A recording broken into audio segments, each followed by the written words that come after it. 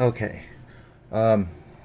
Brake pads, it's hard to see. The brake pads on this side look much better. There's more, but I don't know if you can see down in there or not. No, you can't. Shoot. Got, there.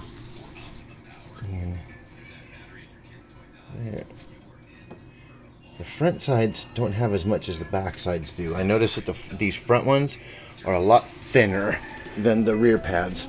So I would say pads at the least. If you wanted to do the rotors, you could. I don't know if the rotors are what's causing that or if it's the calipers. The rotors don't look like they're in too bad condition. There's rust because it hasn't been running for a while.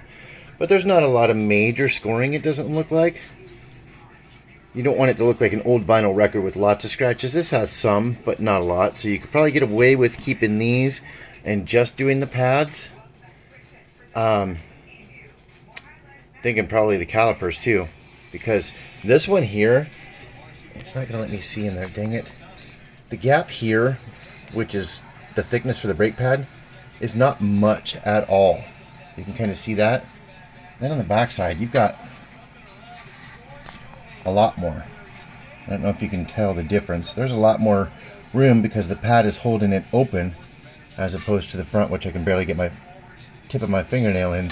This side I can actually kind of tuck my finger down in there. So there's more room back there. Anyways, that's not a big deal. What I wanted to show you is I'm going to try and do this with one hand. Inside here, behind here, inside here is what they call the wheel bearing, and the CV axles are connected in with this. This is all supposed to be stationary. This here should just stay put and just go around with the wheel. It shouldn't go up and down, shouldn't go side to side, nothing. So if I grab here and I shake, you'll see that this center part does not move. Let me hold the camera as still as I can.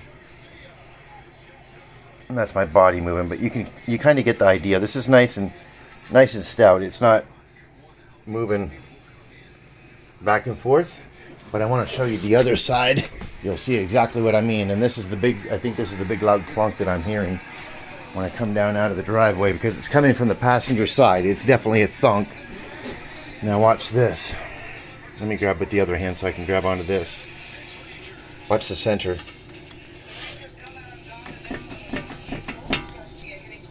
Let me see if I can hold my hand as still as possible. I want to sit this somewhere so that my body isn't moving it, but you can see that the whole...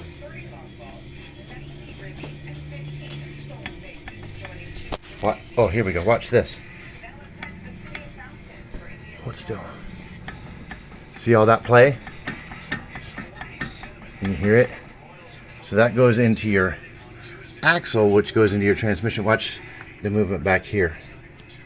Right there. See that? That's not supposed to do that. At all. So you need a wheel bearing on this side. So I will look up and see what that costs.